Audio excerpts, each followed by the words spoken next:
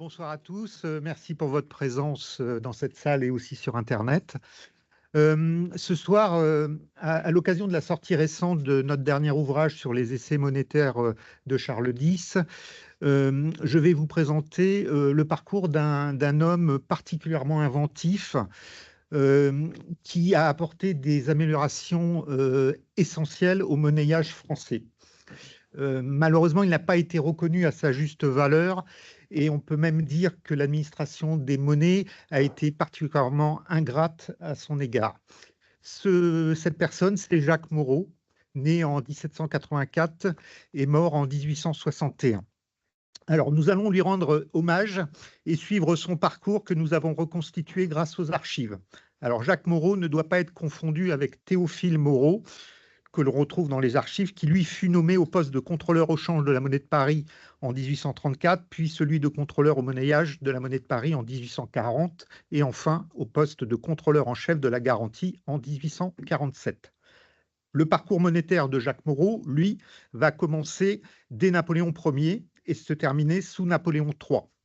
Il va ainsi traverser les 6 mêmes périodes que nous avons entrepris de couvrir pour la série des ouvrages sur les essais monétaires.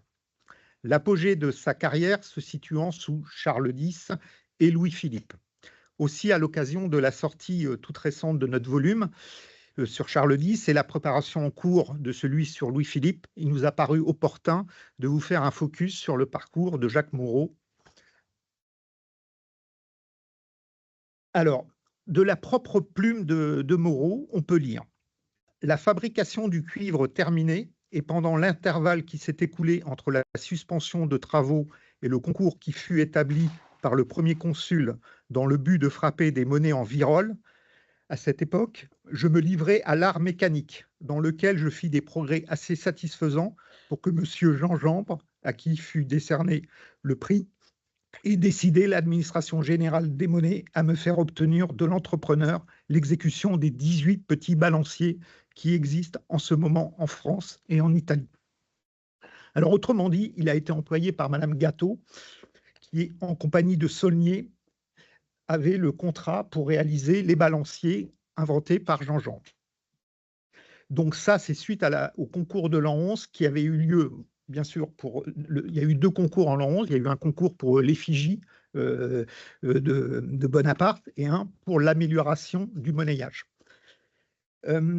Il y acquiert, donc le fait qu'il soit devenu mécanicien, effectivement, sur ces balanciers, il va acquérir une expertise profonde et surtout du mécanisme de dévirolage qui avait été inventé par Jean Jambre pour la virole pleine.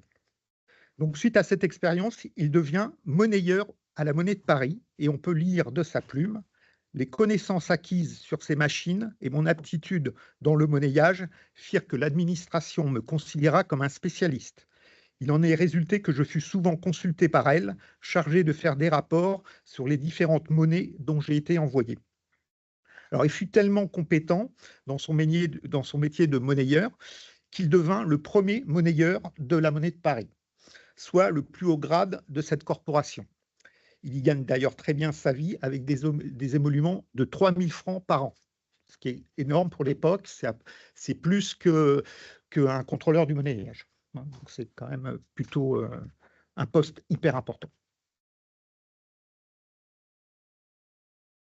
Alors, il va ensuite s'illustrer sous Louis XVIII par une innovation technique qui portera le nom de parafo. Le 24 mai 1822, l'administration transmet au ministre des Finances le rapport suivant: en construisant les balanciers à virole pleine, on avait espéré que tous les accidents auxquels étaient journellement exposés les doigts des monnayeurs avaient été prévenus et seraient empêchés par l'invention de la pièce en acier dite le poseur, qui va d'elle-même porter le flanc d'or ou d'argent entre les 2 coins pour en recevoir l'empreinte sous le coup du balancier. Mais l'expérience a prouvé que ce moyen était encore insuffisant, puisque plusieurs monnayeurs avaient de nouveau été blessés par le mouvement donné inopinément à la volée du balancier. Il était surtout démontré que rien ne garantissait les 2 coins du coup à faux qu'ils reçoivent lorsque l'élan est imprimé au balancier avant le jeu du poseur, ou lorsque le monnayeur, qui donne aux ouvriers l'ordre d'arrêter, n'est pas obéi à temps, car alors il ne se trouve point de flanc entre les coins. Alors ce coup, porté à faux, occasionne un heurtement violent dont l'effet, appelé baiser en termes de monnayage, est de détériorer les coins et de mettre hors d'état de continuer leur service. Le moyen d'interposer entre les deux coins une pièce de métal propre à empêcher leur rapprochement et indépendante de l'action des ouvriers était donc le perfectionnement le plus désirable à faire au balancier.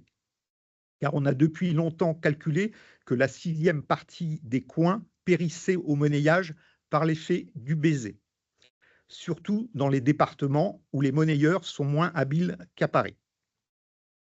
Le sieur Lerat, contrôleur du monnayage à Paris, aidé des observations et du conseil du sieur Moreau, monnayeur distingué, paraît avoir touché le but en inventant un instrument que nous appellerons parafaux et dont nous avons l'honneur, Monseigneur, donc ministre des Finances, de soumettre le dessin à l'examen de votre Excellence. Cette pièce en cuivre montée sur un fort ressort en acier s'adapte facilement au balancier et nous a paru un moyen aussi simple qu'ingénieux de rendre désormais impossibles les accidents que nous venons de signaler.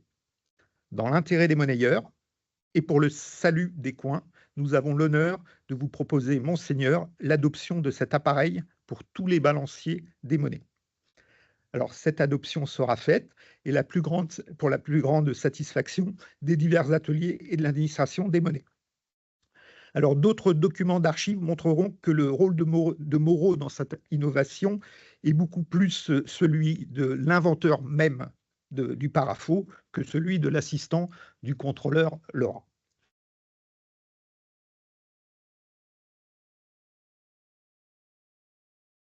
Alors, 2 ans après, en 1824, sous Charles X, c'est une autre innovation encore plus majeure qui remet le nom de Moreau en avant. C'est celui de la virole brisée. Afin d'obtenir des tranches inscrites en même temps que la frappe, le seul moyen est que la virole soit en plusieurs morceaux, aptes à s'écarter et se détacher après la frappe et ainsi libérer la pièce. On parle de virole brisée. L'idée en est ancienne puisque c'est le français Aubin Olivier qui l'inventa en plus d'introduire le balancier en France en 1550.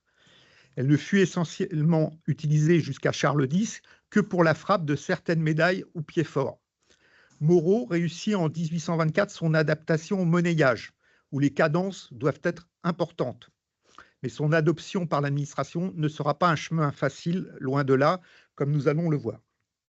Alors, de la main de Moreau, toujours, on peut lire en 1824, je prévins l'administration que je pensais avoir trouvé le moyen de frapper les monnaies en virole brisée. Mais dans mon intérêt, elle me fit observer que M. Droz avait échoué en France et plus particulièrement en Espagne, où le gouvernement fut entraîné dans des dépenses extraordinaires et sans résultat. Que je m'exposerais, peut-être, à subir la même déception. Ayant persisté à mes risques et périls, un moyen balancier fut mis à ma disposition, mais à la condition de ne rien changer au mécanisme existant. J'ai dû me conformer à toutes les exigences et je fus assez heureux pour vaincre toutes les difficultés. L'administration m'adressait des flatteuses félicitations, tant en son nom qu'en celui de M. de Villèle, à cette époque ministre des Finances, auquel furent présentées mes pièces d'essai. Mais la routine et le mauvais vouloir vinrent détruire toutes mes espérances. On prétendait que ce procédé ne pourrait pas être employé dans les hôtels des monnaies des départements, alors tout fut abandonné. Alors, il y a à noter que le rapport de Jean Jambe du 18 mars 1825 n'est pas étranger à cet abandon. La réponse de Moreau critiquant fermement le rapport de Jean Jambe sera vaine. Aussi, Moreau tente de tourner la page. Après cette déception, j'appris que la place du contrôleur au monnayage à Bordeaux serait prochainement vacante et sollicité verbalement cet emploi de messieurs les administrateurs qui voulurent bien me donner l'assurance que je serais présenté à monsieur le ministre. Mais monsieur Mongès, qui me faisait l'honneur de me considérer comme un spécialiste, rappela à messieurs ses collègues qu'à raison de mon expérience dans les monnaies et de mes connaissances en mécanique, j'avais plusieurs fois été appelé par eux à rendre d'utiles services et leur conseilla de me conserver à Paris où je pourrais en rendre de nouveaux, et toutefois en m'accordant une indemnité et qu'il avait la certitude que monsieur le directeur de la fabrication n'hésiterait pas à faire également quelque chose en ma faveur. Et de plus, me fit entrevoir la perspective du contrôle de Paris. Comme je déplore aujourd'hui, monsieur le président, cette condescendance, j'aurai maintenant 33 années dans l'administration. Alors, à l'écran, vous avez l'essai de Moreau, produit donc par une virole brisée en 5 segments. Vous avez donc les illustrations des 5 segments. Et là, on peut lire sur la tranche qui est là en relief, essai en virole brisée 1824. Alors, avant les expositions universelles... Excusez-moi, on ne voit pas du tout l'écran. Ah, alors je ne sais pas quoi faire. On l'a mis en commentaire, mais il y a toujours rien. On voit que la salle et Monsieur Thierry, on vous voit de dos.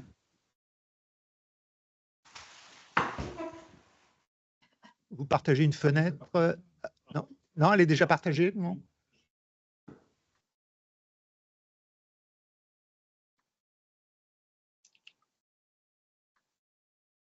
Mais ouais, j'ai marqué, c'est marqué, vous partagez une fenêtre. Alors, je sais pas où. Le bouton noir à côté du bouton partagé. Moi, j'ai pas accès. En fait, je crois que c'est là le contrôle. C'est très simple. Je ne suis pas en capacité de régler le problème. C'est la transmission part dans la salle et de toute façon, c'est enregistré. Donc après, ça pourra être mis sur YouTube et les gens qui voilà, ne peuvent pas voir en vidéo le voir sur YouTube. On n'entend pas, mais il y a des gens qui veulent l'écran. Apparemment, il y a des personnes qui voient l'écran. Je vais me déconnecter, je vais me reconnecter. Peut-être que ça va fonctionner. Moi, je ne suis pas informaticienne, hein, donc si vous voulez, je ne suis pas en capacité moi-même de régler ce problème. Mon collègue est parti du service informatique. Donc, de toute façon, c'est enregistré. Je vais me déconnecter, je vais me reconnecter. D'accord. C'est enregistré, donc du coup, voilà, ça pourra être retransmis sur la chaîne YouTube. Donc là, on va laisser Philippe parler parce que ses interruptions sont ennuyeuses par rapport à son discours. Donc voilà, et on va dire que la priorité de fait est donnée aux gens qui sont en présentiel. Désolée, merci pour votre compréhension. Il faut que j'autorise.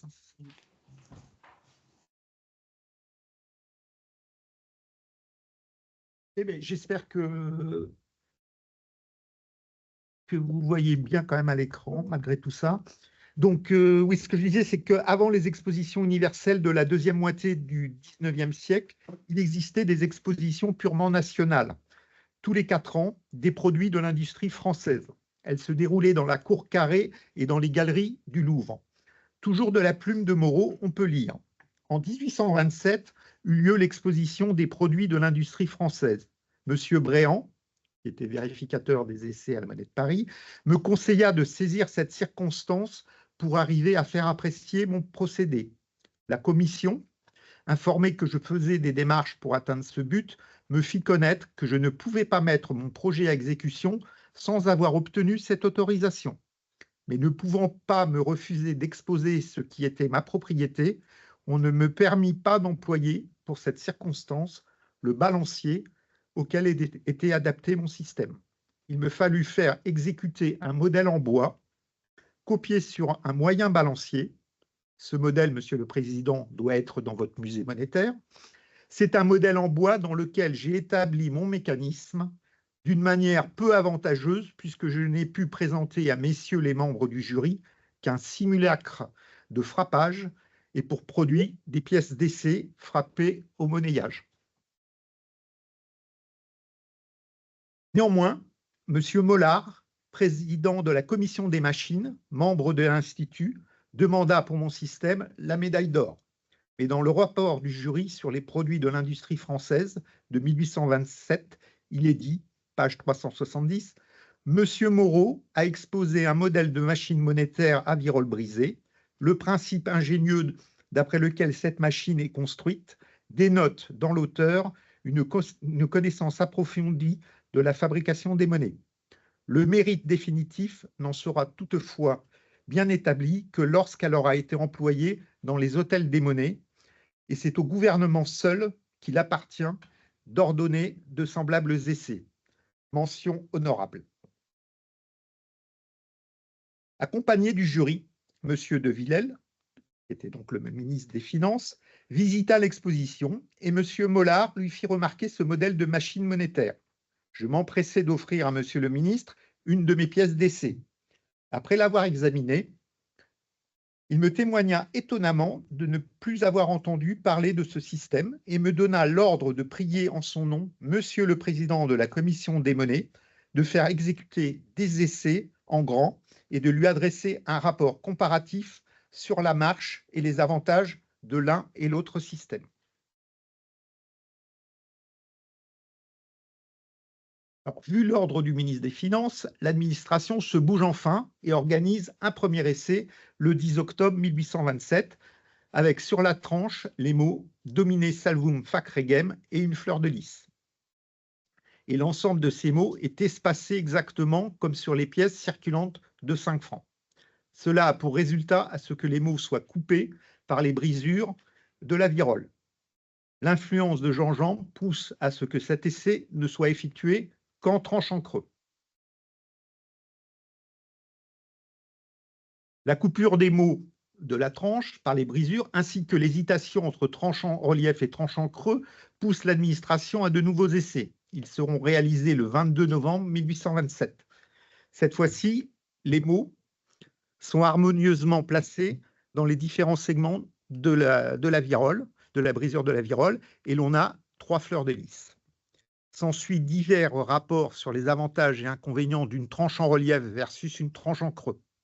Le rapport de Thiollier semble avoir été celui qui a poussé l'administration des monnaies à retenir contre l'avis de Jean Jambre le principe d'une tranche en relief. Grâce à ces essais, tout le monde est unanime pour considérer que le système de Moreau est capable d'un usage respectant les cadences nécessaires pour les frappes monétaires. Mais reste un point noir important, la complexité et le coût de fabrication des segments des viroles. Et c'est là encore où Thiollier, le graveur général, va jouer un rôle important. Il va mettre au point un moyen de reproduire à l'identique les gravures sur les segments des viroles qui sont courbes. En parallèle, le mécanisme évolue pour permettre d'utiliser une virole à 3 segments au lieu de 5. Sur ce dernier point, on peut d'ailleurs lire dans un rapport du 23 février 1830 la virole brisée présentée par M. Moreau et dont l'application au monnayage avait eu lieu pour essai en 1824 et 1827 était composée de 5 brisures ou mâchoires sur lesquelles étaient répartis les mots qui composent la légende. Il en résultait quelques inconvénients dans l'assemblage de ces 5 parties. Ils ne peuvent fonctionner convenablement que par une réunion parfaite. Nous avons cherché si cette complication ne pouvait être simplifiée et nous fondant sur l'exemple offert par des pièces frappées en Angleterre, nous avons pensé que les 5 brisures de la virole de Moreau pouvaient être réduites à 3. Le succès a répondu à cette attente. La virole opère avec la même facilité et nous avons ainsi aplani une difficulté qui sera surtout appréciée dans la reproduction des viroles qui n'en deviendra que plus facile à obtenir.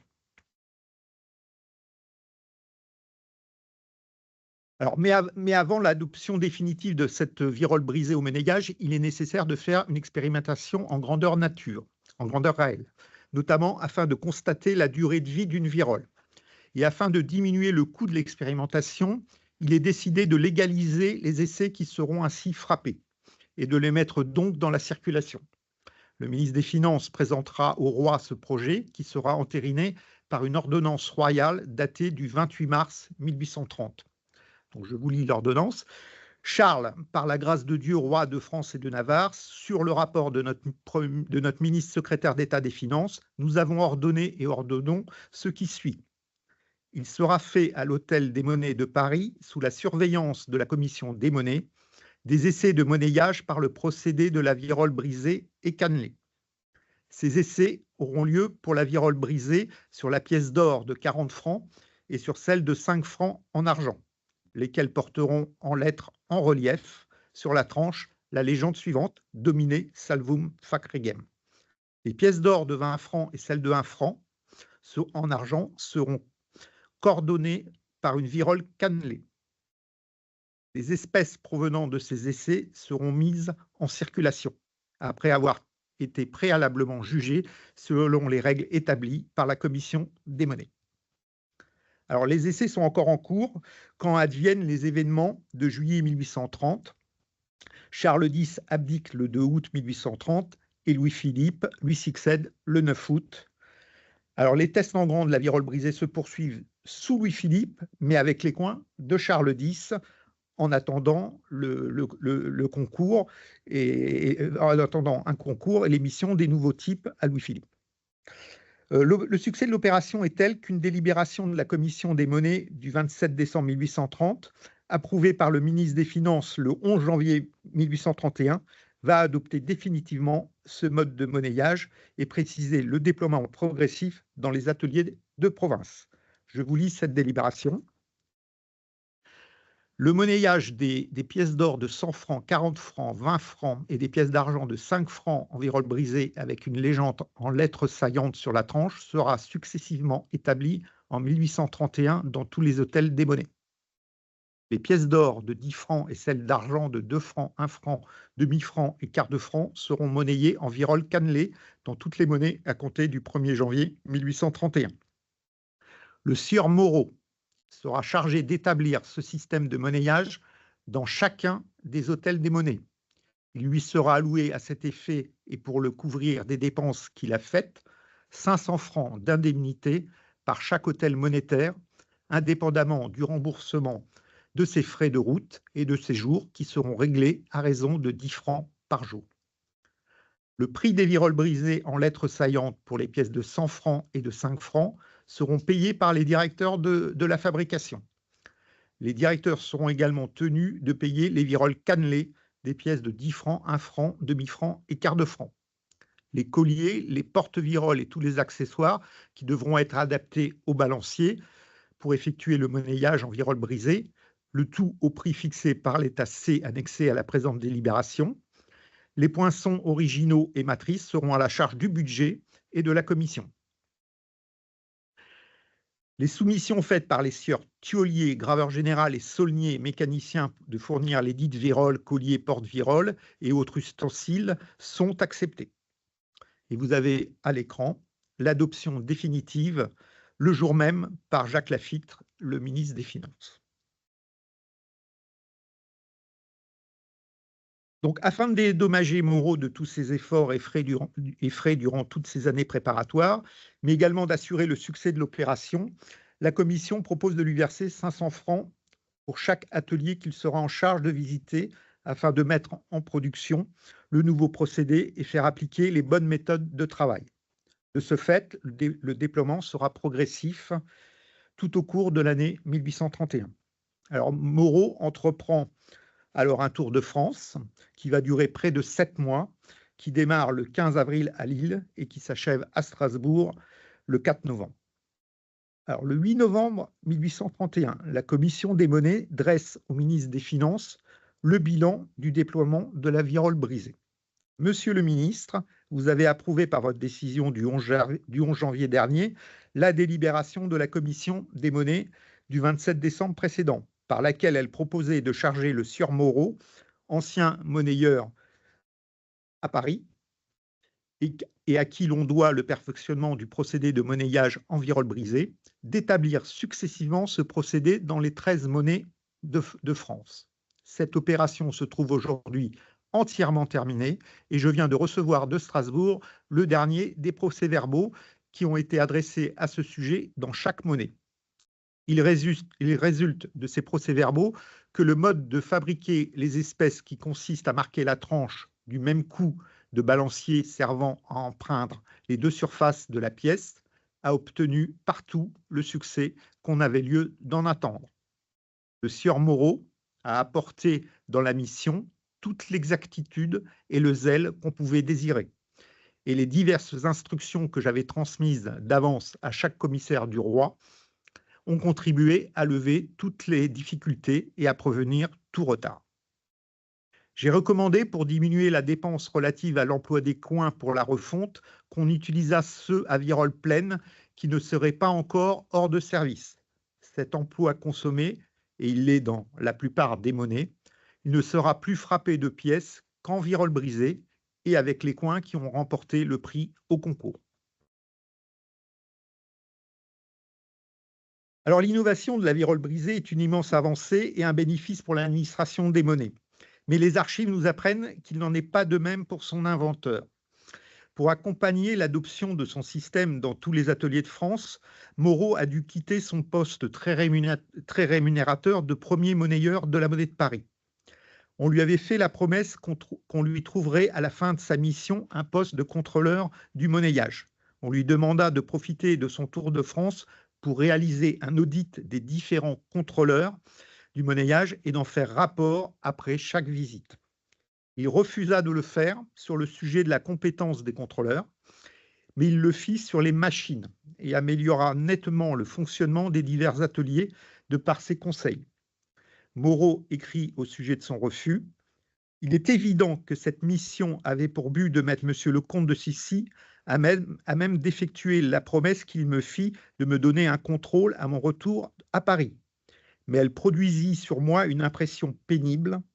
Elle n'était nullement en rapport avec mes sentiments ni mon caractère. Aussi ai-je préféré courir la chance de me trouver sans emploi que d'y entrer par une telle porte. » Alors, le poste de contrôleur du monnayage de Perpignan se libère et Moreau pensa naïvement qu'on lui proposerait. Cela ne fut pas le cas. Il fut très déçu du manque de reconnaissance de l'administration, d'autant plus que le nommé à Perpignan n'avait aucune compétence en matière de monnayage. Alors, lors de sa visite à l'atelier de Bordeaux, il eut connaissance que le contrôleur du monnayage, M. Potel, âgé de 70 ans, souhaitait se retirer. Mais ce dernier, ayant des soucis financiers, souhaitait monnayer son départ. Potel s'arrangea avec Moreau et également avec l'administration des monnaies, comme le montre une de ses lettres adressée à De Sucy. « Monsieur le Président, je n'entreprendrai pas de vous exprimer toute ma satisfaction pour l'extrême bienveillance que vous voulez bien mettre à l'exécution de mes petits arrangements avec Monsieur Moreau, afin qu'il me succède ici. Je ne vous supplierai pas que d'une seule chose, c'est que vous veuillez bien me présenter à la retraite, qu'autant que ce pourra être lui dont vous assurerez pouvoir me faire remplacer. Car s'il pouvait en être autrement, ma situation déjà bien précaire deviendrait on ne peut plus désastreuse. Mais mon sort entre vos mains ne me donne point d'inquiétude sur ce point, comme en tout autre, parce qu'en vous, ma confiance est sans borne. » Alors, De Sucy, le président de la commission des monnaies, accepta cet arrangement et Moreau put devenir contrôleur du monnayage de la monnaie de Bordeaux. Bien que le poste de contrôleur ne soit pas une charge cessible, Moreau dut payer 1000 francs plus une rente viagère de 300 francs par an, dont la moitié était réversible sur la veuve à la mort de Potel. Moreau a alors 47 ans au moment de sa nomination. Son traitement est de 2400 francs par an et il sera augmenté en 1849 à 2500 francs. Alors, à noter que sous le règne de Louis-Philippe, il y a eu plusieurs fermetures d'ateliers. Quand Moreau apprend en 1845 la nomination à Paris du directeur de Lille, M. Dieric, ainsi que la montée en puissance de l'activité centralisée à Paris, il pense que la monnaie de Bordeaux pourrait être supprimée rapidement.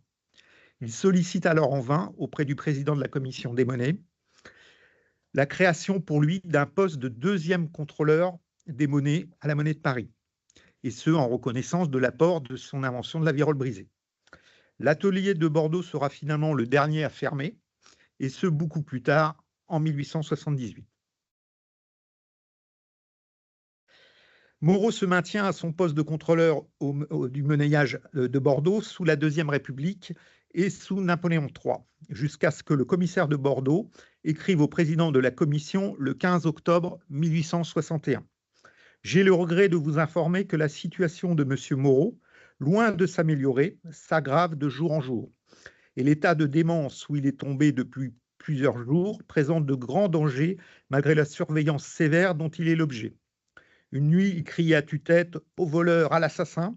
Tout le monde s'est levé et on n'a pu que difficilement le calmer. » La fin inévitable est annoncée par une autre lettre datée du 25 octobre 1861. J'ai l'honneur de vous informer qu'à la suite d'une longue et douloureuse maladie, M. Moreau, contrôleur au monnayage, près de notre monnaie, a succombé jeudi 24 octobre, 25 heures du soir.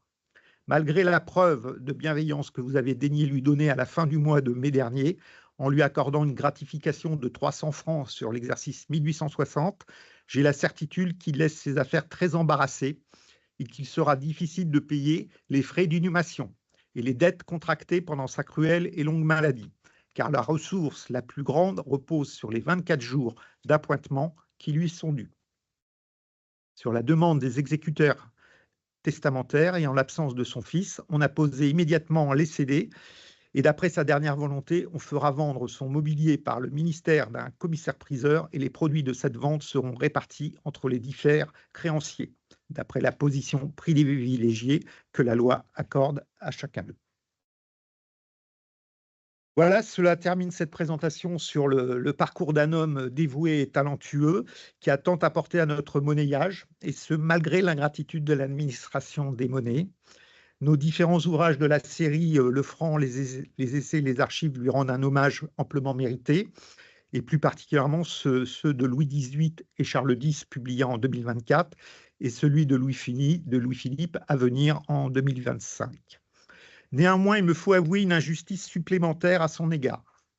Cet hommage aurait dû être plus fort car la couverture que j'avais envisagée pour le volume dédié à Charles X, qui vient de sortir, devait porter son essai. Vous en avez le projet illustré à gauche.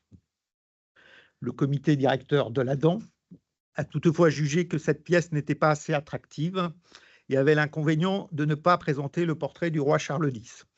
Elle a été ainsi remplacée par un essai de 100 francs de Thiollier en or, mais le clin d'œil historique à Jacques Moreau y est néanmoins présent, avec la présence de la photo de la tranche en relief de cet essai, utilisant une virole brisée en 3 segments. Merci pour votre attention.